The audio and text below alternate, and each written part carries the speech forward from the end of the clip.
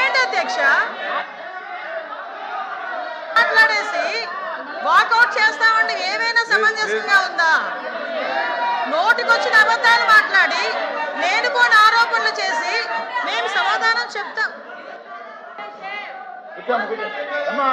Sir ఒక్క నిమిషం, sir ఒక్క నిమిషం, ఒక్క నిమిషం, స్వామి గారు అందరూ ఒక్క నిమిషం, సార్ ఒక్క నిమిషం. సార్ ఎల్ఓపి గారు మాట్లాడిన విధానం హైలీ అబ్జెక్షనబుల్. ఒక సభ్యుడు ఇంకో సభ్యుడిని ప్లీజ్ చేసాక మేము లేము ఇక్కడ హౌస్లో. నంబర్ 1 ఆయన తెలుసుకోవాలి. ఆ రోజు ప్రధానమంత్రి గారి సభలో మేము అందరం పాల్గొన్నాం. ఆ రోజు మేము ఎంత ఇబ్బంది పడ్డాం మాకు తెలుసు. కనీసం భద్రత కల్పించలేదు, బ్యారికేడ్లు విరిగిపోయినాయి. ఆనాడు ప్రధానమంత్రి గారు మాట్లాడుతున్న సమయం మైక్ కూడా కట్ అయింది. దాని తర్వాత కేంద్ర ప్రభుత్వం నోటీస్ జారీ చేసి అధికారుల్ని కూడా సస్పెండ్ చేసిన విషయం దయచేసి ఎల్ఓపి గారు తెలుసుకోవాలి అధ్యక్ష. ఇప్పుడు ఎల్ఓపి గారికి ఇది ఒక అలవాటు అధ్యక్ష, ఆయనకు ఫ్యాషన్ ఫ్యాషన్ ఈ తలుపు నుంచి వస్తారు ఆ తలుపు నుంచి బయటకు వెళ్తారు అధ్యక్ష.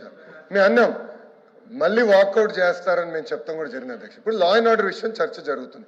ఎందుకు అధ్యక్ష వాకౌట్ చేసానికి?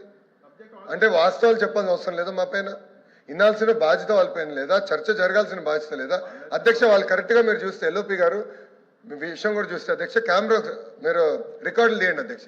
కరెక్ట్గా 2 టైం అవుతుంది అధ్యక్ష. 2కి ఇంకా ఆకలి వస్తుంది అధ్యక్ష. 2 ఆయన బయటకు వెళ్తారు అధ్యక్ష వాకౌట్ అని. వెళ్ళినప్పుడు కూడా మళ్ళీ చూశాడు అధ్యక్ష 2 అయిందా లేదా అని. అలా ఉంది అధ్యక్ష పరిస్థితి. బట్ దయచేసి నేను కోరేది ఏంటంటే ఆయన హైలీ అబ్జెక్షనబుల్ పదాలు వాడారు. సోము గారు ఎవరో ఒకరిని ప్లీజ్ చేయాలో ఒక పార్టీని ప్లీజ్ చేయాలనే విధంగా పర్సనల్ అటాక్ చేశారు అధ్యక్ష.